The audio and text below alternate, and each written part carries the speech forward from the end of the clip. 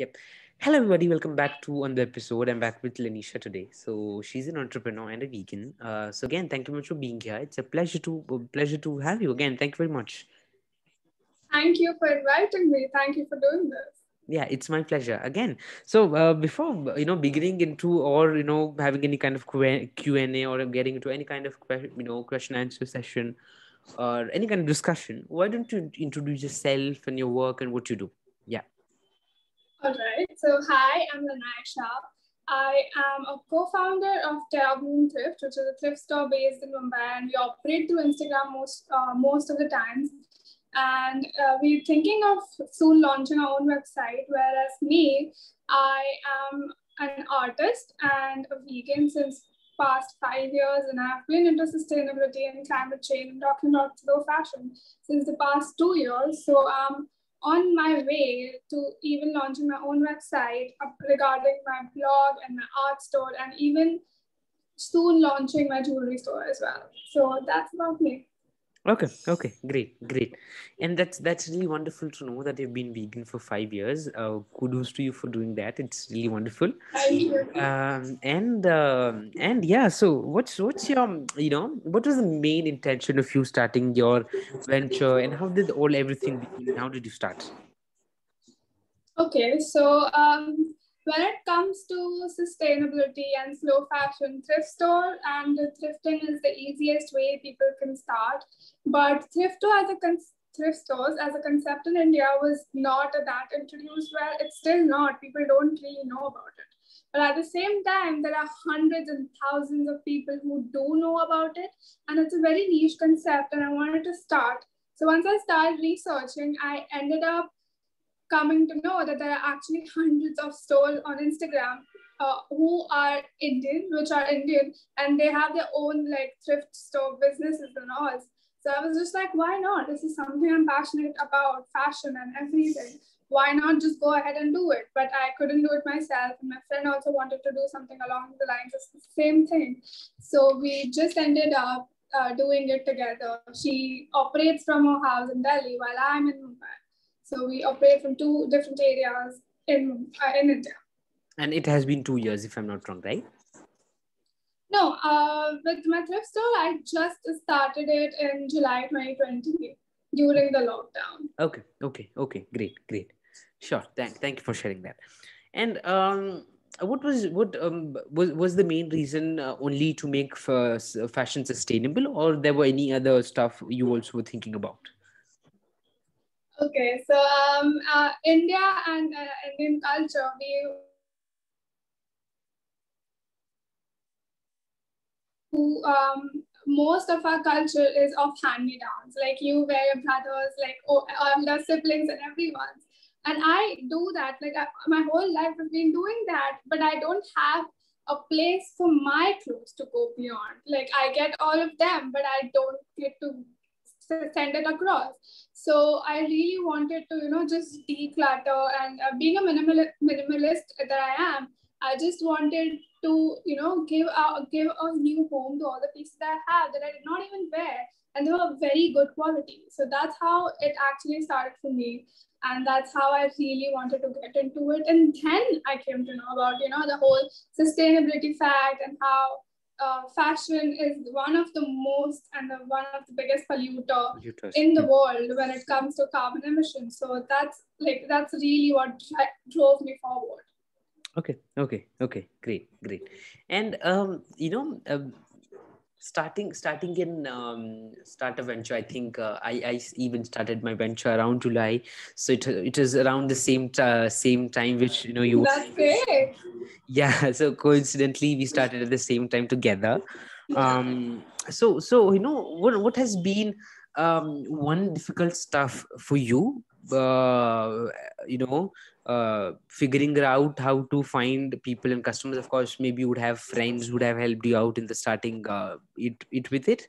For me, of course, I didn't have that much big friend circle in the city, which is in Bangalore. So I didn't have that big circle in Bangalore for myself. So how was the stuff Right. you, and how were things working with you? Okay, so since it's two people, two of us, it's easier to handle things.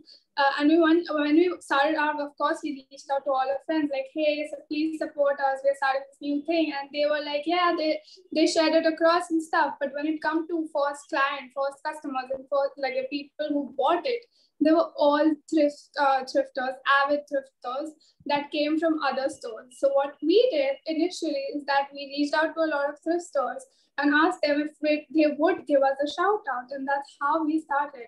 And people started liking how minimal we've kept our feed. And we mostly deal in basics, like the basic items of clothing that everyone requires. So at the beginning, it was a huge hit because everyone wanted that thing, and the lockdown had just started, and everyone was so unsettled in their own house without new things to wear. So I think it really just boosted at the very beginning. There was no more input that we had to put in from our own end.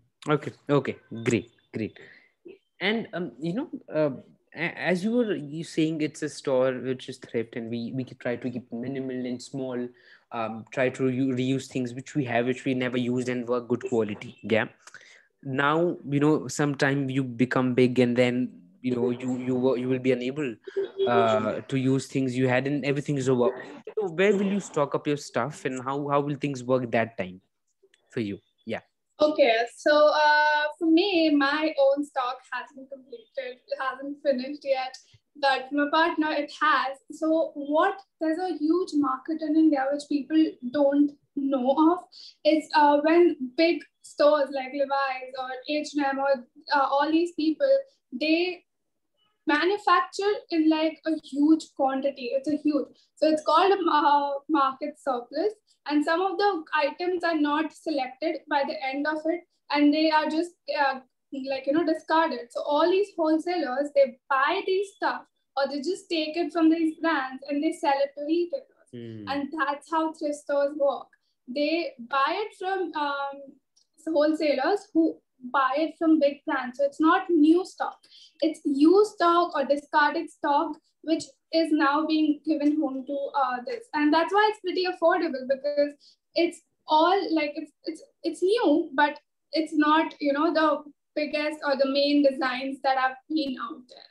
So these are all very premium designs or very low designs, which people don't get in huge quantities. So for every person, it's a unique design that they get. So that's how thrift stores actually work. Okay. So how how difficult or how easy? Of course, as we live in an urban city, for me, being a vegan is easy because I can find vegan options in every restaurant. Of course, in Bangalore, at least now. For you, being a minimal in a city like Mumbai, could be easy because you live in a city. But how does being a minimal or vegan becomes hard or easy? What your personal learnings, and what did you personally learn about these stuff? How did it become easy or harder to you? So just like my own personal experience, or like how it is for, okay, so my personal experience. So I think when I started, I actually hated dairy, because when you eat dairy, you know how bad it makes you feel, but then we're conditioned to do it since 2 months, since we're 2 months old. That's why we never really recognized that it's bad for us. But I actually was very conscious with what food I ate, and I saw the symptoms on how bad it was for me. So I just stopped dairy. And I was vegetarian beforehand. So for me, there was no animals included at all. And that's when I did not even know veganism was a thing until 2 years ago. And I was like, I've been vegan all this while, and I never knew. I just had to quit out a few dairy items. And I mean, for me, I would acknowledge the fact that I'm a privileged person, and that's why it was easier for me, and getting food at home and stuff like that. So that's why it's been easy. And now there are these new restaurants propping up in Mumbai. Since again, I live in the city, for me going out is also very easy. But also at the same time, since we're Indians, most of our Indian food is vegan. We just have to remove the factor of ghee or butter, and that's it. It's vegan. So being in India, it's really easy to be a vegan. At the same time, living in cities is much more like, More cherry on top. kind of So. privileged type of. And of course, and how was the Exactly. minimal thing, being a minimalist and not trying to use much things? How was that to you? Yeah. So I've always like been given things. I never went out to buy things. I'm not much of a shopper. So I never had a lot of things to begin with. But when I was given things, I used to get a lot of stuff. And I had to like give it away. I'm like, I'm not gonna use this. Please do not give me this. So I just used to tell people who would give me gifts, like, it would be really amazing if you give me food and or money that I could put in something and invest in some place that I could actually benefit from.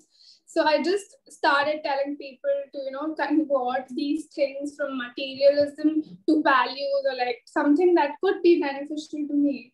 And that's when I stopped getting like materialistic things, and then I started to declutter my own. And I just gave them away to my friends or like sold them online. Or now I have a thrift store, and clothes are the biggest thing, like, the biggest thing that I own. Like, that's the biggest collection. So thrift store is basically the easiest way for me to deal with that. So yeah. Mm-hmm. Okay, great. Thank you for sharing the personal experiences. Because I just wanted to know about that, being a minimal, how does things change and become different? I think one question I just would like to include: how hard or how easy was it for you to be, with your friend start a startup, which is kind of an eco-friendly one, a sustainable one? What were your challenges and difficulties you saw in the beginning of it? With my friend, or just Yeah, like with like the as a startup? startup, as a startup, what were the challenges you both saw? Yeah. We really not much challenges, but then we started in a pandemic, right? Right in the middle, and it was a product-based store. So really, we had to send those products out. And initially, it was like really difficult going to the post office because the post office was always off, and they weren't working, and they had these huge lines if they were working for like 1 hour or 2 hours throughout the day. So that was really difficult to ship products out. And that was the initial question and the bother that we had. But after that, it just became easier. Now we don't really have a difficulty. Now we're just, trying to grow our audience, trying to grow our client base. And that's what it is. Mm-hmm. Okay, great. So yeah, before ending up this last question, I'd like to ask you about is what has been your biggest learning or biggest thing you learned doing this different stuff? Maybe for it being a vegan for a planet, or for yourself or animals or whatever, or opening a thrift shop to help people go, spend less on things and be more eco-friendly and all that stuff. So what did you learn? What did you learn personally? Yeah. Personally, there's a lot. It's a huge learning curve because all of these are very umbrella terms. Sustainability, slow fashion, and veganism. It's a huge, huge thing that, and you have to really, bring it down to a niche in a way that it could help you. So, I mean, the biggest lesson is be patient with myself because I have a lot of eco anxiety. Like, when there's news, like, there's climate change and there's so much news on that, it really triggers me a lot. And I had to be patient with myself that because I can't make changes on a global level. What I can do right now is do on a very minuscule level, start with me, then my house, all my friends, and then beyond, like through online activism and stuff. So one thing that really taught me was being gentle on myself when it came to judging myself or pushing myself for things that did not need to happen, like all the negative thoughts that came into my head in the first place, because that's what activism entails. For you, it's a really difficult journey, even with veganism, sustainability, and all. And now that people are starting to understand it, it's much easier to talk to them. And that's what you learn the most is like you alter what you're saying depending on what the other wants to hear. So if someone is, I'm vegan for the environment, but if someone's more into health, then you can talk to them about veganism through the health aspect of it. So I think just changing up your words for people to understand you and not just misjudge you on place where they think you're forcing them to do something, and just like, you know, being patient on their journey and not pushing them. It's a huge learning curve for me, like being patient in the entirety of me communicating with others on, like, you know, sustainability and veganism and all. Okay, great. Again, thank you, Lanisha. It was really wonderful to have you. It's a small session, you know, a lot of things to listen and learn about. That's good. Thank you very much for joining me. It was a pleasure to have you. Thank you very much. Thank you so much for having me. It was great talking with you. My pleasure. Thank you.